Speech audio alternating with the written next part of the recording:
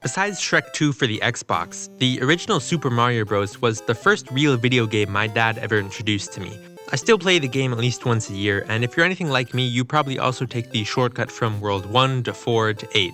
But what if these shortcuts, or any way of saving your progress after World 1-1 onward, just didn't exist? I'm talking about taking out every warp zone, halfway page, and even the breakup of levels themselves. I want to turn all 32 levels into one extra long level where if you die anywhere, you get placed right back at the beginning. And just to be clear, as the game works right now, it should be impossible to have such a large and long level. It's going to be a deep dive into the source code to figure out what exactly makes the game tick. And trust me, it's going to fight back like a chaotic golem crafted in assembly by the hands of Shigeru Miyamoto himself. All just to turn Super Mario into a perfect example of a Freudian game. I mean Fodian, where you lose all your progress and go back to the start. I don't even want to imagine what a Freudian game would be. Don't animate that. Why make this ROM hack when you can just treat the game like this and just reset on death? It's for the same reason Pokemon Nuzlocke hacks are made. There's something about the rules being burned into the code that makes the challenge fun, like you know you can't cheat because it's impossible to cheat. I'm starting with the disassembly of Super Mario Bros. Created by Doppelganger and edited by Movac12 to compile via CC65. After providing the character graphics data from my illegally obtained ROM from off the internet, it compiles into a standard 1-to-1 copy of the game. And while this isn't my first Mario hack, I did one about 3 years ago, this will be my first time adjusting some of the fundamental parts of the game's engine, and from what I can tell, there's probably two ways that I could go about implementing this idea. One way would be to somehow do a smooth load of the next level as the current level is finished. That means I'd cut out the transition level screen and adjust the destination location for where the new level data loads in order for it to feel like there's no transition happening at all. Method 2 would be somehow never move into a new stage and simply add all the game level data into one really big level and somehow find a way to change the color palettes and other pre-stage conditions on the fly. I think if I can get it working, method 1 will be faster since it'll mostly be messing with the loading process to have it become seamless. Of course, because I don't want there to be any flagpoles or loading pipes into underground or underwater stages, I will be adjusting the level data just a little bit. There's this procedure called player end level which executes the Mario auto walk at the end of the stage, so this can probably be a good place to start cutting out those parts that I don't really need and jumping straight into the next level. So I'm going to insert a jump from the beginning here over to where the code increases the level number variable. Now, you do have to be careful when you make a jump like this that there aren't any adjustments made to the stack that will throw off regular program execution, but this is a simple change and it seems safe, so I'm going to compile this and let's check out how it works. So everything's starting like normal. I'll take this pipe out later, don't worry about that. I'm going to get made fun of because I can't do the stairs fast.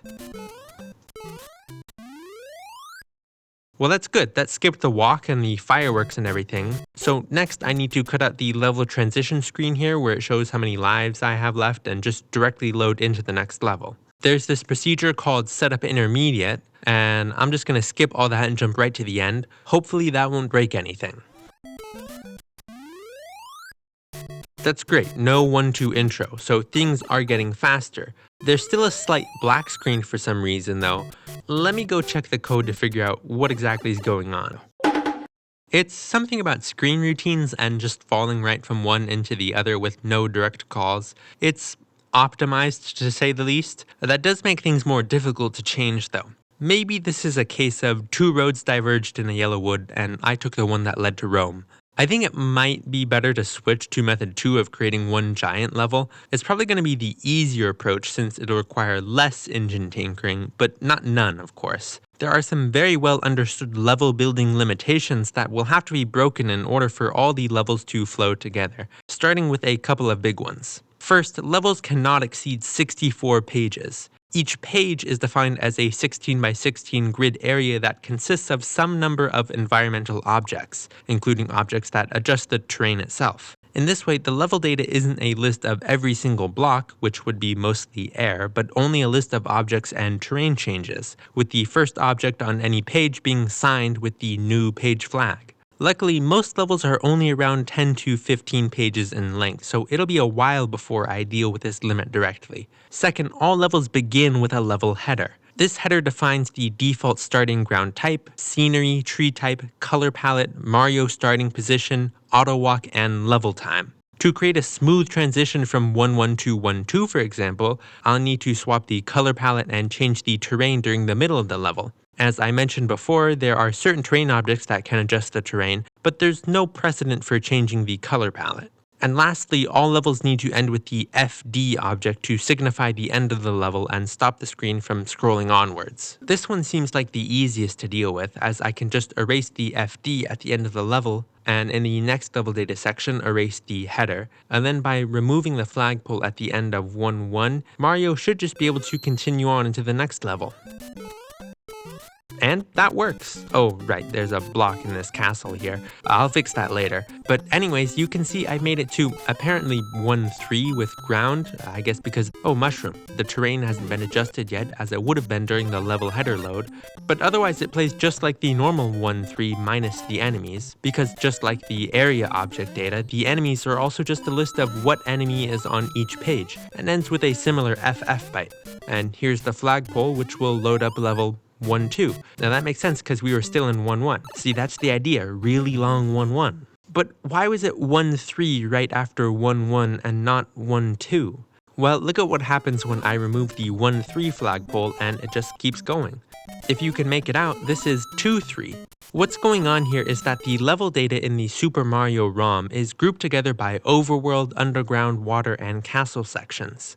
Then there's a list of pointers to the level data which represent the order of 1-1 to 8-4. So the game starts by loading ground area 6, then the next level will load underground area 1, and so on. Fun fact, 1-4's data is actually the first level lined up in the ROM, well 1-4/6-4. Mario heads are all well aware of the fact that multiple stages share a pointer to the same level data, and just turn on more enemies after 5-3 to make it harder.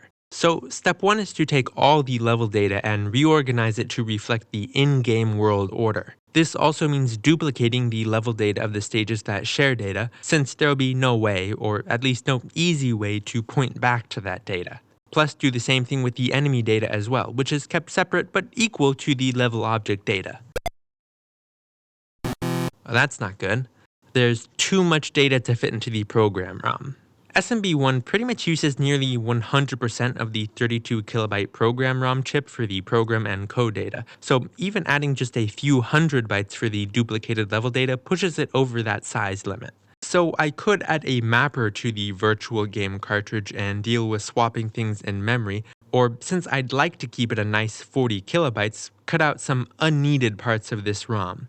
True, there are a couple of unused or unreferenced bytes here and there that I can get rid of, but it's just not enough. Now I know there are some, as the kids would say, absolute bangers in this game, but I'm fine with only listening to the regular overworld theme, so there goes the underground and water themes. With that sacrifice, there should be more than enough space to compile this ROM now. Now, jumping off the stairs from 1-1 should land me right in 1-2.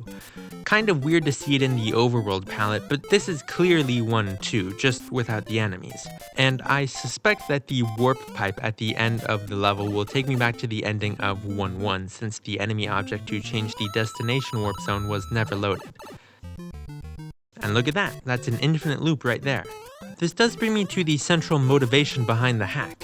I want it to be a straight shot, all gas, no brakes run to 8-4, and having to use the warp pipe to transition between levels just goes against that philosophy. So I will be removing it and the secret warp room behind the exit to go straight into 1-3. But I'm getting a little ahead of myself here because I still have to perform my first miracle, turning the day into night.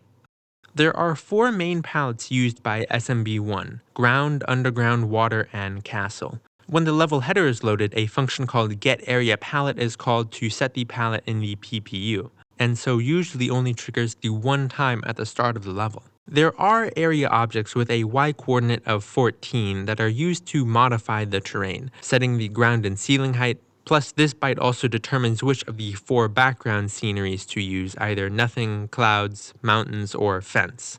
This byte can also be used to change the background to in water, a castle wall, or over water, among a few other options, but even changing the background doesn't change the palette the level loaded with, hence why this is still water and not lava.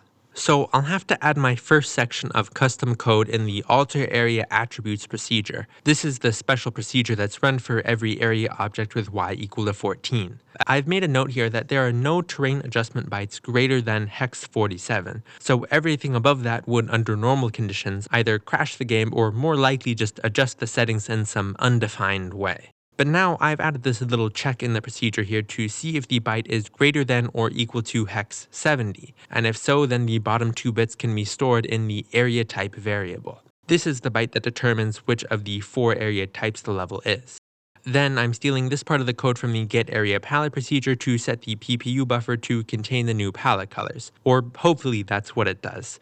I don't know if this will 100% work, but let me add in this object to the area data and give it a shot.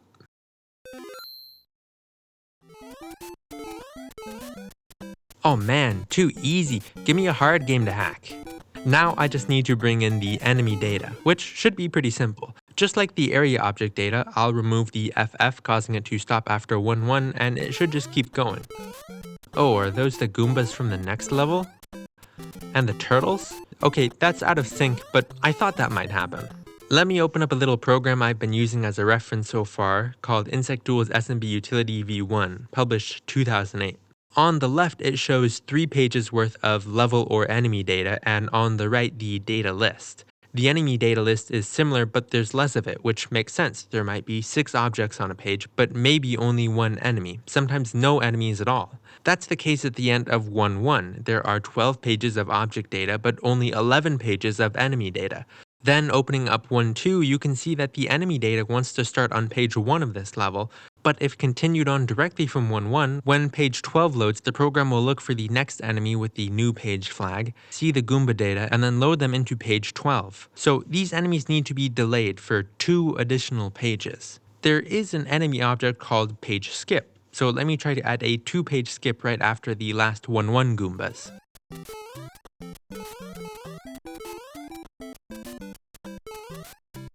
No enemies at all? Just nothing? Well, hang on now. Oh, it's called page change, not page skip. Okay, so this is more like a page delay until we get to page X kind of object, not a countdown for X number of pages thing. Okay, well, I could just wait until page 14 then, but that's going to be really messy. There's no way I'm going to be able to keep track of what page number I'm on 20 levels deep. It'd be much more convenient to add in a buffer enemy. But I don't want to stray too far from the normal game level layout and just throw Goombas and Koopas in between every level. So is there an enemy type that won't trigger anything? According to Run Enemy Objects core, enemy ID 30 and 33 should be cleared to not trigger anything either on load or while being run as an enemy. So I'll just add in 2 of these to act as page buffers. This is BO since the top bit is the page flag, so that should be good to go.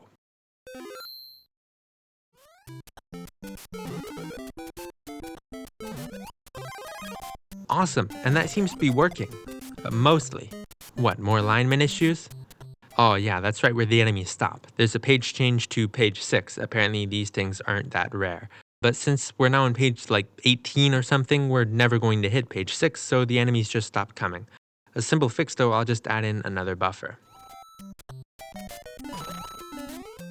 Wait, that's not supposed to be there. Neither of those fire bars? Oh no, what did I do now? That was not my fault, just another misalignment. But I also just realized that this is gonna be my life from now on, just trudging level by level through the entire game, making sure everything lines up correctly. But look at this, the end of 1-2 is actually the end of 1-1, so still an infinite loop. To move on to 1-3, I'll rip the tail off of 1-2 and slide in the start of 1-3. At least that's what this data should show. I can never tell exactly what the level will look like since I'm just setting things up in the SMB utility and manually copying the bytes to my source code file, but this shouldn't be too complicated. All I'm doing is taking out the pipes and then setting the area type back to 0 for the ground palette. Huh, underwater. That's not exactly what I was going for. Wait, water is area type 0, ground is 2? Okay, well give me a 2. There we go. But why is it nighttime? And why is that huge wall here? This was supposed to be an easy project. You know how much time I planned to give this whole thing? 3 days. It's already day 4 now. Whatever, one problem at a time. I'll deal with the color first. So back when I said that SMB used 4 main palettes, that was true, but it wasn't the whole truth. Because there's a bit of customization at play, especially in the overworld. You can have green pipes or white pipes, and the white coloring can also be used for white trees, or you could have mushroom trees, and of course what I'm trying to solve at the moment is the blue sky, black sky problem. I've been staring at this code for hours now. If it were simple and straightforward, I would have figured it out. I'm going to have to resort to using brute force. I've added this little area object at the start of the level 1-3 data, which triggers a manual call to wait for a V-blink and then sets the background to blue in the PPU. I'm gonna assume it's gonna cause a little screen glitch, but it works. Oh, it works. Oh, that's great. All that's left is to deal with the spring now. Well, it's no longer a wall at least, but maybe that should make me more concerned. What's going on in the data here? Nothing. There's nothing wrong with the data. Everything is just as it should be. Maybe it has something to do with the level pointers? When a level in SMB is loaded, the address of the level data is stored in the area data pointer. Then there's a variable that tracks the offset from that location to whichever object needs to be loaded next. Since the NES uses an 8-bit processor, this variable is only 8 bits. So what would happen under normal conditions is that when the offset hits 256, it would roll back around to 0, which would cause the level data to repeat from the start of 1-1. But I already knew this was going to be a problem, so when the offset is increased, which there is a dedicated procedure for, I increased the top byte of the area pointer, which is the equivalent of adding 256 to the 16-bit pointer, which brings the pointer straight to the next object in line. I've also done the same thing for the enemy data, which functions, again, separate but equal. But from what I can tell, there seems to be some kind of corruption of the data along the way with this very first byte right after the pointer increase. Maybe because it thinks that since the offset is 0 that it should be the header and treats it differently. I'm not quite sure. I haven't gone through all the code because as great as this disassembly is, it's still 17,500 lines of, in some cases, highly optimized 6502 assembly. So no, I don't understand everything that's going on here. But from testing, I figured out that this problem is most sensitive with long objects. The way a row of bricks or a tree or a row of coins works is that the object is defined by a single byte with a part of the byte representing which object type and another part representing its length. Then there are 3 buffers that hold on to the object type, Y location, and length, and will place that object on that row when the next column is rendered in turn. Apparently, due to the code changes I've made, if this object happens to be on the 0th index, it'll corrupt into something weird, like a wall or a row of springs, I guess. But as long as this object is a normal object, like a mystery block, or has a length of 1, like 1 coin, then it mostly works fine. I found that some Y levels are better than others, but I won't go into all that. And with that small change to a coin, it's all fixed now. So let me just line up the enemy data here, and 1-3 should be all done.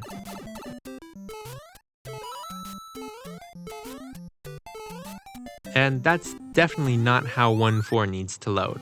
So the first thing to change at the end of 1-3 is the castle background. This is the bottom tower of the big castle, and it'll just keep going on. But changing the background to nothing at the right place solves that. The next issue is that 1-4 starts way up high, too high to jump to from the ground. So instead of knocking it down, I'm going to add some stairs up to the entrance. Well, stairs, it's just 2 columns of blocks, but it's all the same. And luckily the enemies all seem to line up on first try as well, so I should be able to make it to Bowser. Pause. Notice how there is no axe here. Hitting the axe triggers the cutscene and transition into the next world. I don't want that. I want 0 transitions. So axe the axe. I'll just slip right past him into 2-1. I haven't done any area setup stuff here yet, but I'll get to that in a minute. First, I'm literally running out of time by the end of 1-4. Even though 400, they're not seconds, but I'm going to call them seconds, is the largest amount of time available from the start of the level, it's only barely enough for me to beat World 1. So there's no way that even a speedrunner could cruise through all 32 levels in this amount of time. Instead of just turning off the timer, I want the player to be worried that they don't have enough time. Have the music give the warning at 100 seconds left and speed up. Have them sweating and going, there's no way I'll be able to beat this in time. And then once it reaches 0, start counting up into the negatives. Luckily, all the time mechanics are stuffed into this fairly simple subroutine called Run Game Timer. I'll first comment out the part about killing the player when it reaches 0, so what happens to the timer after that? It just counts down from 999. And that makes sense, it's just subtracting 1 from a number being treated in software as BCD. So in order to get it to count up, I need to set a new variable so it knows when it's past the countdown into the negatives. But that's a problem since there's no space in this game for a new variable. The NES only has 2K of RAM, and literally every byte of it is being used by the game. But is there some variable I'm not using and could repurpose? Well, I can't sacrifice anything related to game functionality since I'm literally going to go through all 8 worlds, but I guess I could use the halfway page variable. As funny as it would be to start Mario on the level 1-1 halfway page of 5 rather than page 0 after dying, I think that'd be funny maybe once, and given the nature of the game, most people would probably think it's a glitch. So I've already set the program to just ignore the halfway page and send the player back to the beginning upon death. Meaning I have this one solitary byte in RAM that I can make use of that I know won't affect anything else. So when the timer hits 000, I can change the value of the halfway page and start counting back up. To show a negative sign, I was planning on adjusting the print status bar numbers routine to check for when the halfway page value is set, but this routine is also used by the points system as well, so I just pulled another brute force it and manually placed the bar tile into the name table in the PPU. Here's the speed up at 100 seconds. Then here's the turn into the negatives. That's funny, I hope that gets some people. Alright, back to 2-1. I've made the change to swap back to the overworld palette, but something is wrong with the enemies here. I'm just not getting enough of them. I think it's that when Bowser loads in, he takes up several enemy slots, and then since at least in this game, the developers never plan to leave Bowser behind off screen, he doesn't automatically call himself when he's no longer visible. So he's still there in memory, haunting me, taunting me.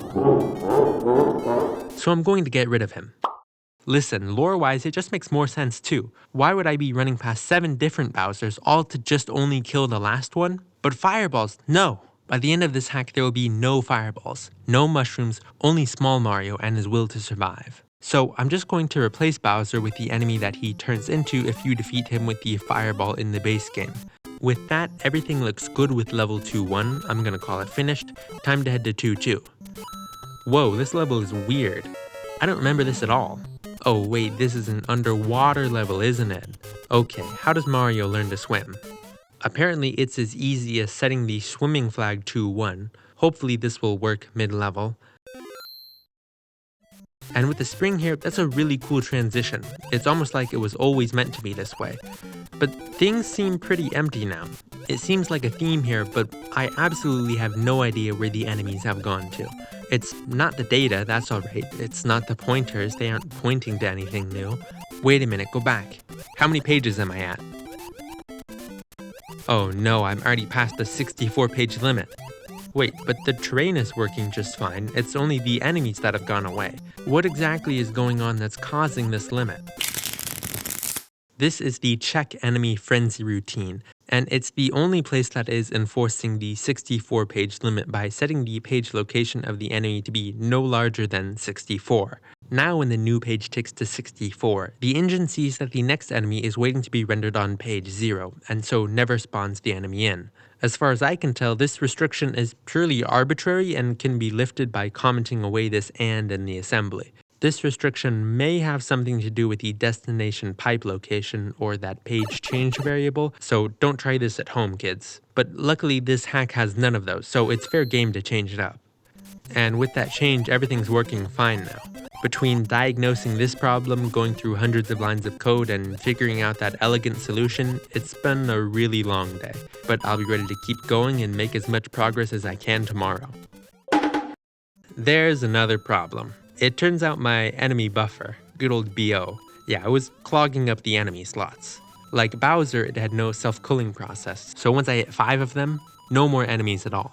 But I've written a new procedure for enemy 33, or B3 with the page flag, and this calls the kill all enemies subroutine as the enemy's initializer, which should include even the B3 enemy itself. So after any BO buffers between levels, I'll end with a metaphorically fibrous B3 to clear everything out. And that is why the fire bars in the castle felt so sparse, because there just weren't enough free slots to spawn. Now 2-1 and 2-2 enemies are spawning like normal, and this feels so much better.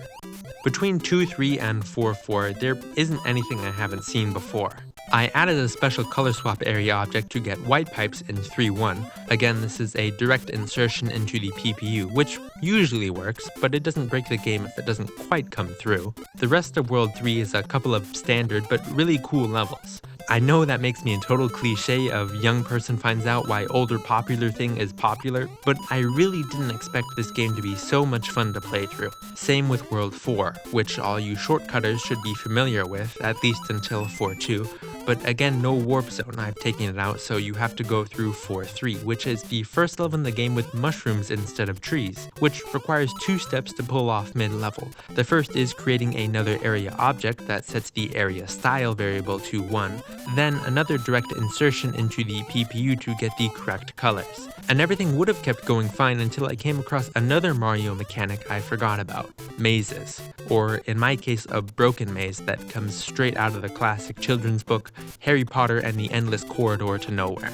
Playing 4-4 normally, when you take the wrong path in the maze, it'll reset your area and enemy offset back to the first loop. Well, I'm like 180 pages deep into 1-1 at this point, so way beyond what the engine is expecting. So rather than try to count exactly how many pages I'm at and try to reprogram the loop function so it sends me to the right page and hope it doesn't break anything else, I'm just gonna cut it out entirely. Who likes the Mario maze levels anyways? And if you have memorized the game manual, I will reward you by not placing a fire bar in your way. In 4-4, there's only 2 different diverging maze paths here, so there's just a couple of extra fire bars that I added in. Now with most of the maze mashing behind me, I can move on to 5-1, which is the first level in the game to feature cannons. That requires setting area style to 2, which turns tree objects into cannons. By just having these objects on screen, the game will automatically shoot bullet bills at the player, so no need to keep track of additional enemies in the data list. Cannons stick around through 5-2, but 5-3 switches back to trees. And 5-3 is also the start of the recycled level data. It's a 1-to-1 copy of 1-3, only I added a new area object which raises the secondary hard mode flag so that enemies marked as only after 5-3 will render, and lifts and platforms get smaller as well. 5-4 is a copy of 2-4 but harder. 6-1 is another Lakitu level, which is pretty easy if you don't slow down, and 6-2? Broken. Oh no, I was hoping this wouldn't happen. Rewind and pull up the page number counter for me. The page counter has been maxed out and returned to 0. Oh, I hope this one's an easy fix. This was not an easy fix. My first thought was to try to adjust the process area data code so that if the area page object location was 255 and the current page location was 0, then it would act as if the latter was still larger than the former. But I never quite got that to work without destroying the entire area processing function, so that was a whole day. Attempt 2 was to reset all the page location variables for the area and enemies to 0, and that also means needing to adjust the area data and enemy data pointers and offsets to target the data right in the middle of 6-2. So after a whole lot of trial and error, somehow this works. If I remove a single line from this section, it all breaks. But it works, and only at the cost of an extra page in the middle of 6-2. A small price to pay for once again beating Shigeru Miyamoto at literally his own game, smashing the 256-page limit. I've done the math with the rest of the game, and even though the levels get longer, there's only about 130 more pages, which is good because this band-aid is definitely a one-time only fix, and I don't want to create another one. Moving on, 6.3 features trees in the castle palette, so that saves a palette switch into 6.4, which is a copy of 1.4 but with all the fire bars turned on. 7.1 is a fairly regular level, and 7.2 is an underwater copy of 2.2. Kind of weird that they spent so much time making the underwater theme so distinct from the rest of the game, and they just copied the one level twice. I'd like to see a ROM hack where the entire game is just underwater. Wait, that's not a bad idea. Oh, please tell me someone else made that so I don't have to. Yo, chat, Water Mario? What is this? Yo, this is kinda hard to control, chat. Yo, chat! Chat, help me out, chat! Chat! Water Mario, 1 out of 5 stars. Would not swim again. Where was I again? Oh right, 7.3 is a copy of 2.3, again weird that the only two Cheep Cheep levels are just a copy of each other. Then 7.4 is another maze that I've decided to make not a maze, which leads us to finally a level that most of you will recognize, 8.1. This is actually the longest level in the game, coming in at 23 pages, and it's also the level that cost me most of my lives as a kid. 8.2 and 8.3 are just the same as they were before, and as I approach the very last level in the game, I feel like I kinda wanna make it something special. Regular 8.4's gimmick is this crazy maze that you have to figure out, but without any maze features, it's just a super simple flat level with no real platforming challenges. But do you know a game with extra hard Mario levels? That's right, Super Mario Bros. 2. The Japan one, you know, the Lost Levels. I'm going to take most of Lost Levels 8.4, mash it together with the water section from the normal 8.4, and create what I think is a very interesting last level. One that will certainly challenge the player, having come so far when the stakes are so high, knowing that if you make a single mistake, you go straight back to 1-1. Well, I guess that was still 1-1. You just go back to the beginning of 1-1. I really died after all that. Guys, this is Smooth Mario Bros. So, we already saw that the mushroom does not power us up. Here we go. Watch this, guys. Oh, man. It's smooth. Whoa. There's no castles or flagpoles or anything. You just go. What? That's a bug? I did not touch it. Well, I get to show off what this hack is. The design is supposed to be like a Faudian game, basically. Like, one death and you're done. Back to the beginning. Okay, we saved 7.5 seconds in 1-1 over the TAS. It's time for clutch gaming. Hope you guys don't mind if I just lock in real quick. When you're making something like this, there are so many things you wouldn't think about. Or that you just have to make sure go right. Okay. Well, it's a Goomba! Hey! What a good reference. Now, is there a vine here? It turned into a mushroom. What are those Koopas doing? Huh? Wait, that was awesome. I get running speed water. This is so sick. Talk about smooth Mario Bros. I am getting so confused what level I'm in. I got a 1-up? I guess it doesn't actually matter if you get a 1-up. We made it to World 4. Can't go in this pipe, right? Correct. Is this a mushroom? It's just nothing! Huh?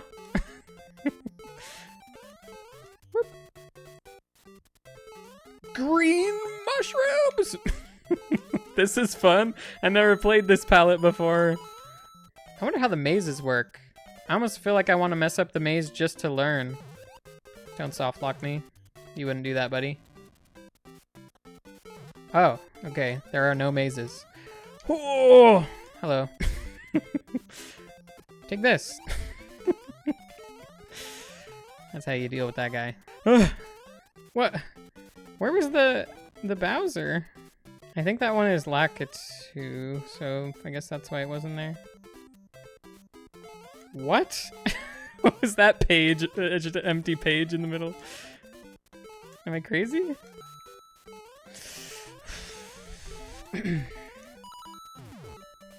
Ooh, it's already the right tiles. Good one. Stay away from them.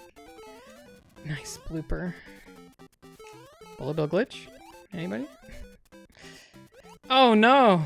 What is this? Layout? Staying on the ground so I don't die suddenly from physics. Okay, actual jumping cheeps. I wonder if the earlier ones just didn't jump much as a... What was that? That was so bad. I guess I just didn't expect to land on him. I want to give a special thank you to Cosmic for not just playing my hack, Smooth Mario Bros, available at romhacking.net and non.tokyo/SSMB, but for bringing so much inspiration to the SMB ROM hacking scene.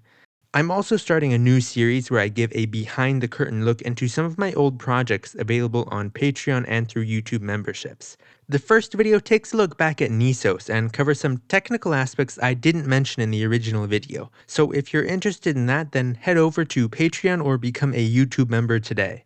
And yes, I am aware of the Super Mario Bros. Flow hack, which is similar to what I've done here, but with two different philosophies. Super Mario Bros. Flow was created to see what the speedrun would be like without any transitions, and I wanted to see what it would be like if Mario was in love with his own mother.